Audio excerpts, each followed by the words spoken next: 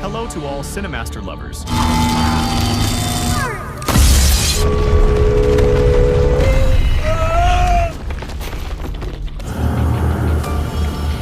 Hope you enjoy watching. Let's get started. Part 2 of the series. The Institute begins with Luke, who is sleeping in his bed when he suddenly has a vision of the future, seeing Harry killing Greta. He wakes up terrified and rushes to their room, where Harry has just come out of the test, feeling very exhausted from the serum injected into his body. When Greta tries to comfort him, he gets angry and hits her on the head with a hammer. She falls to the ground, and then the guards arrive, restrain Harry, and take Greta with them, hoping to save her. Luke feels he has exposed himself, revealing that he has become clairvoyant and can see future events before they happen. He is afraid they will move him to the back section before he can execute his escape plan. At that moment, Tony comes to him and takes him to the test room, where they conduct a new experiment on him, a sensory test. They put him inside a glass box and Daniel asks what he's thinking about. Luke replies that he doesn't know and insists his supernatural power is only telekinesis. Tony gets angry and starts sucking the air out of the box. Luke feels he can't breathe. His nose starts bleeding, and he keeps banging on the glass for them to let him out, but no one cares. They keep torturing him until he passes out. Afterwards,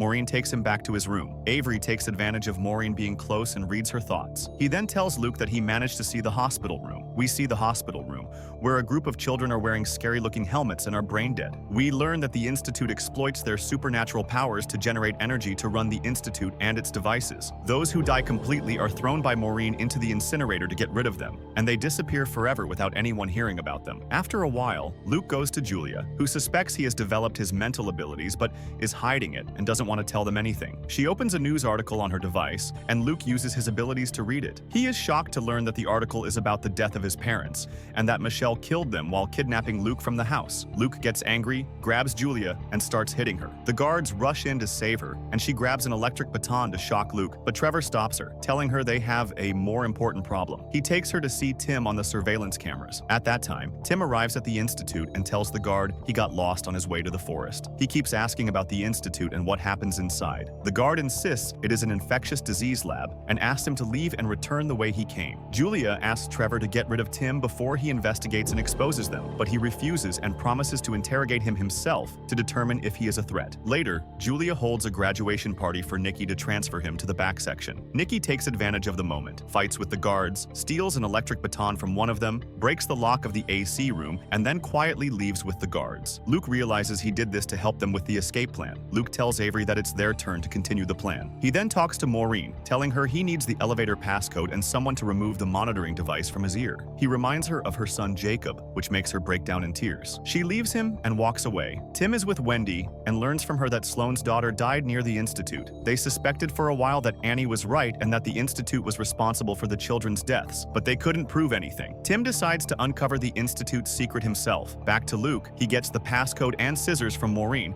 and thanks her for helping him escape. Maureen is afraid someone will discover what she did and kill her, but Luke reassures her. They agree to meet at the Red Stairs after he escapes from the Institute. A little later, Avery fights with George, so the guard comes to separate them. Avery enters the AC room and sabotages it to change the temperature and disable the surveillance cameras. Tim returns to the hotel and finds Trevor waiting for him, who says he came to talk because of Tim's visit to the Institute. Trevor says that over the past 15 years, many people have suspected the Institute of doing dangerous things to children, but they decided to handle these people themselves. He gives Tim his card and tells him to contact him if he wants to know the truth. Back at the Institute, Nikki enters the film room, where Tony explains that Earth will be their guide, and this is the last thing she will do before they erase her memory and send her home. They put the helmet on Earth's head and ask the other children to close their eyes. Earth enters the mind of a doctor in Russia and finds herself in the house of a Russian army commander who has a knee problem. Earth controls the doctor's mind and injects the commander with a poisonous substance in his leg, killing him instantly. Earth collapses, her body convulses, and she succeeds in the assassination mission. We learn that the Institute uses these children to carry out assassinations of important people around the world, leaving no trace of the crime. Earth is then taken to the hospital room after becoming brain dead, and they put the helmet on her, like the other children. At this moment, Luke decides to execute his escape plan. He takes the scissors, removes the monitoring device from his ear, and hides it under his pillow so no one discovers he escaped. He makes sure all the cameras are disabled and asks Avery to communicate with him telepathically to monitor the path and tell him where to go. He says goodbye to Avery before escaping from the Institute. He starts moving through the building. Whenever he gets close close to a guard, Avery warns him at the last moment before the guard sees him. On the way, Julia leaves the storeroom and is about to see Luke and ruin his plan, but Daniel calls her to ask about something, so Luke hides quickly until she leaves, then continues to the laundry room. Maureen comes to him, hides him in her laundry cart, and moves him to the back section of the institute. She meets Tony on the way, who wants to take a towel from the cart, but she stops him, afraid he will see Luke, and continues until she reaches the hospital room. Luke gets out of the cart, and Maureen gives him a flash drive containing everything about the institute. She asks him to wait at the red stairs until she finishes her work and comes to him. Luke sees Iris wearing the helmet, so he tries to wake her up, but he realizes there's no hope. He sees the incinerator and finds out that Julia was lying to him, and that they kill the children after finishing the experiments. So Luke decides to expose them to the world and let everyone know about the institute's crimes. He finally manages to get out to the garden, starts digging in the ground with the scissors, and slips under the rusty fence without anyone seeing him. But the scissors fall from his hand in the garden as he's escaping, but he doesn't care and keeps running into the forest to reach the stairs and wait for Maureen there. At that time, he reaches the edge of the forest and tries to get to the red stairs to find out what happened to Zoe, the girl who drowned with her friends in 2008. Meanwhile, Julia is in the air conditioning room and suspects something is wrong because someone has sabotaged the air conditioning to disable the surveillance cameras at night. She asks the guards to make sure all the children are in their places. We go back to Luke, who reaches a lake near the red stairs and notices guards from the institute at the lake. He goes underwater, holds his breath, and swims until he reaches the other side of the shore to escape the guards. He finally reaches the red stairs and finds Zoe's cabin, but notices that someone has destroyed the cabin as if they wanted to erase Zoe's memory and cover up any evidence of how she died. He calls Wendy and tells her everything. She tells him to come back and bring her car, promising to help him expose the truth as he wants, but he has to return to her now because she's going to work soon. At the same time, Maureen is on her way out of the institute, but the guard stops her and tells her Julia wants to see her in the air conditioning room. Miriam becomes very scared, feels her end is near, and that she will never leave the building alive. She goes back to Julia's office, enters without anyone seeing her, and sees Julia on the surveillance cameras in the air conditioning room. Maureen calls a journalist and tells her that she helped the boy escape from the institute so he could tell his story to the world and expose the institute and its crimes. She asks her to help him and meet him at the red stairs as they agreed because she won't be able to leave the institute again. It turns out this journalist is actually Kate, but Maureen doesn't know her true identity. An hour later, Luke is still in the forest and is shocked when he sees Tim in front of him. He thinks Tim is one of the institute's guards until Tim assures him he's a police officer and promises to help him and do what he wants. But first he needs medical attention because his ears are bleeding. Luke doesn't care and wants to reach the red stairs as quickly as possible to meet Maureen. Tim calms him down, gives him his jacket to keep warm, and asks him to tell him what's going on calmly. Luke says there's no time and that Trevor is looking for him to take him back to the institute. As soon as Tim hears Trevor's name, he gets very nervous and realizes the institute is hiding a big secret, so he decides to help Luke until he finds out the truth. Meanwhile, Julia returns to her office and is shocked to find Maureen has committed suicide. Trevor tells her that Maureen tried to betray the institute and leak information to Kate, thinking she was a journalist. Julia's suspicions grow and she asks the security guards to check the children's rooms to make sure all the kids are in their places. She goes herself to Luke's room to make sure he's there. When she gets to Luke's room, she can't find him anywhere and is shocked to see the surveillance device under the pillow. She realizes Luke tricked them to escape the institute, so she sounds the alarm and declares a state of emergency in the institute. She decides to go on a field trip with Trevor to search for Luke because his being outside is a danger to all of them. Back in the forest, Luke tells Tim everything, and Tim is shocked and can't believe there are children with real superpowers. He searches for Luke's name online and discovers a news article about his kidnapping and his parents' death on the same day, so he believes he's not lying. He calls his boss, John, and tells him he needs his help and will bring Luke to the police station to handle things. He asks Luke to read his thoughts to make sure he's not lying. Luke says he can read thoughts, but he can't tell if what someone is thinking is true or false. If they believe it, it will appear true. Suddenly, they hear a noise by the lake. Tim goes to check and is shocked to see Kate in front of him. She lies to him, saying she came to meet Maureen for a news scoop. Luke appears and tells her Maureen is dead and that he has all the information she needs. Kate pulls out her gun and tells them to raise their hands and is forced to admit she works with Trevor. Luke uses his mental power to drop a tree branch on Kate, and Tim pushes her so she falls, hits her head, and dies, falling into the water. Tim and Luke escape to reach the police station quickly before Kate's backup arrives and arrests them. A little later, Julia arrives at the forest, and we learn she has activated jamming devices to cut off phone and internet networks for the whole city. She tells her assistants to comb the forest for Luke and find him, or else they'll all die and the institute will disappear forever. Tim and Luke reach the police station, where they meet Chief John and one of the detectives. The detective leaves and calls Julia Julia, telling her he'll watch Luke until she sends backup. Trevor goes to Daniel and tells him he has decided to betray Julia and will inform the boss about Luke's escape, but only if Daniel joins the call and confirms everything he says. Daniel agrees, afraid, and we learn he loves Julia, but was scared Daniel would kill him, so he had to help. Inside the station, Luke tells John his story. John is shocked, confused, and can't believe anything Luke says. Luke gives him the flash drive and asks him to watch it to see for himself, even though he doesn't know its contents, but is sure Maureen recorded everything to expose the Institute. John agrees, plays the flash drive, and sees Maureen in the video saying the Institute is a terrorist organization exploiting children, that she hates the place,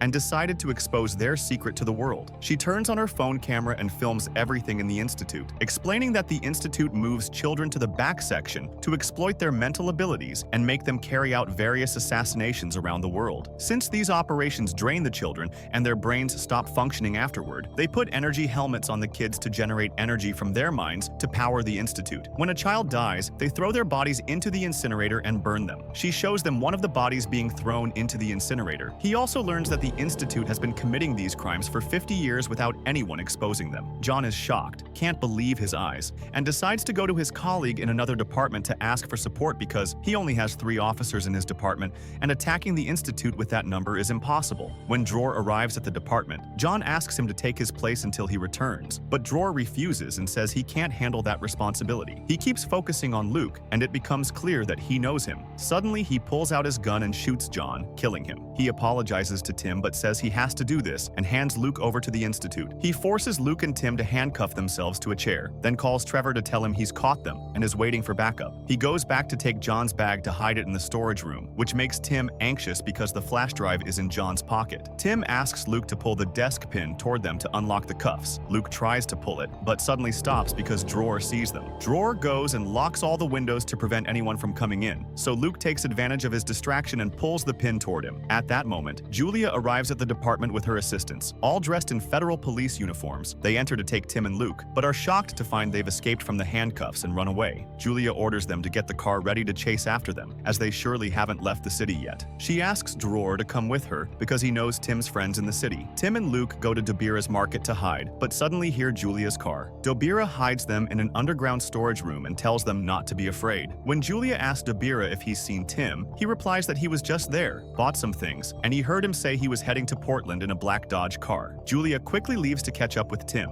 Tim comes out of hiding and thanks Dobira for his help. Dobira assures him it's the least he can do after Tim saved his life from a bullet. He gives Tim a rifle and bullets to defend himself, which is the first time Tim has held a weapon since the incident with the child he killed himself. Tim and Luke move to escape the city before Julia catches up with them. At that time, Avery enters the test room. Daniel puts him inside the glass box and asks Tony to suck the air out of the box. Avery starts to suffocate and his nose bleeds. He becomes very angry and uses his mental power to blow up the box, shocking Daniel with his strength. Daniel is certain that Avery is the miracle child they've been searching for their whole lives. He decides to move Avery to the back section because he can generate enough energy to power the Institute forever. Tim goes to Wendy's house, shocks her with the truth that John is dead, and asks her to hide him. He tells her everything he learned about the Institute and what's happening inside. Wendy can't believe Dror was the one who killed John, but she trusts him and decides to help him hide at her house. Julia orders her team to continue chasing Tim on the road, while she and Dror go to Wendy's house to search for him. Whoever finds him first should contact the other. At the Institute, Avery is moved to the back section, seriously injured in the face, but he doesn't care and wants revenge on the Institute and its organizers. He's happy to see Kalisha and Nikki, but Kalisha has lost her speech and movement. He holds hands with her and Nikki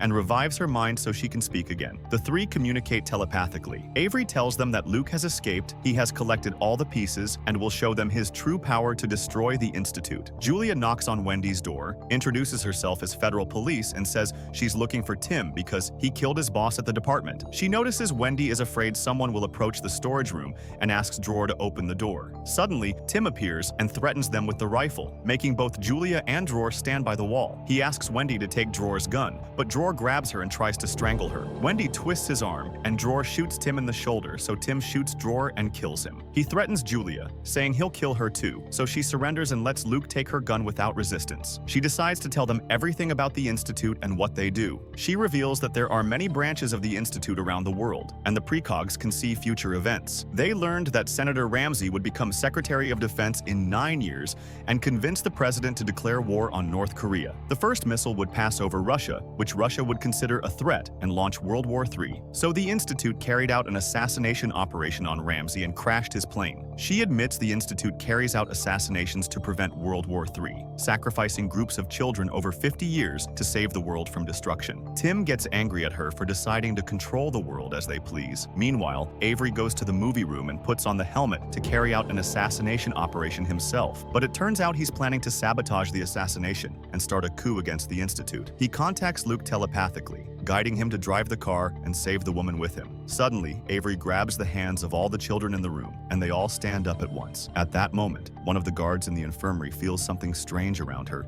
and is shocked to see the children come back to life and their minds working again. They start removing the helmets from their heads. Tony gets angry and goes to Avery to electrocute him, but Nikki intervenes at the last moment, enters Tony's mind, and makes him swallow the stun gun while it's on, burning his throat with electricity. Nikki is very happy that they succeeded in their mission, got rid of Tony, and avenged themselves. Avery, Nikki, and Kalisha go to the infirmary and see the dead guard's body in a gruesome way. Suddenly, they see the rest of the children standing in the room, so they all move until they reach the tunnel that leads to the back section. At that moment, Trevor cuts off the electricity to the tunnel door and traps the children inside. He agrees with one of the guards to make toxic gas to spray in the air ducts and kill the children if they continue their escape plan. Luke decides to return to the Institute to contact Avery and help him escape. Tim calls Trevor and tells him that Julia and Luke are with him, and they're on their way to the Institute to meet him. He'll bring Luke to Trevor if he lets the children out of the tunnel and doesn't kill them. After a while, Tim arrives at the Institute and gets out of the car alone to meet Trevor. He threatens to hurt him unless Luke kills Julia before she gets out of the car. The boss is monitoring everything through the cameras, and it turns out Trevor had a plan to trick Tim. A group of guards attack the car and get everyone out, but are shocked to find Luke isn't in the car and realize he escaped into the Institute while they were distracted. Trevor orders the guards to find Luke quickly, and at that moment, Luke is climbing over the fence. The rusty one goes back inside the Institute again to help the rest of his friends escape from there. He reaches the tunnel, but the door is locked, so he communicates with Avery through his thoughts, and they unite together and communicate with the children in the other Institute to help them escape from this Institute. We see that there are many other children imprisoned in the Institute, and Luke is able to open the first door using his abilities. He quickly enters the tunnel and notices that the place has started to collapse, so he rushes to his friends, and together they combine their abilities and open the second door to escape. But Avery refuses to escape with them and tells them that he must stay here to maintain communication with the other Institutes and destroy the Institute they are in. Afterwards, Luke, Kalisha, Nikki, and George escape, and the whole Institute is about to collapse on them. Julia is in her office, looking at a picture of herself with her father. She calls his nurse and tells her that she will disappear for a while, and if her father asks about her, she should play his birthday recording to distract him. Julia decides to escape from the place before she dies under the rubble as well. At that time, we see Trevor, and the ground splits beneath him. Trevor falls and dies. In front of the Institute, Luke decides to destroy the whole place so that the Institute disappears from existence. He communicates with Avery and the rest of the children from the Institutes, lifts the Institute building into the air, and slams it to the ground, causing the whole building to collapse. The boss sees everything on the surveillance cameras and calls an unknown person,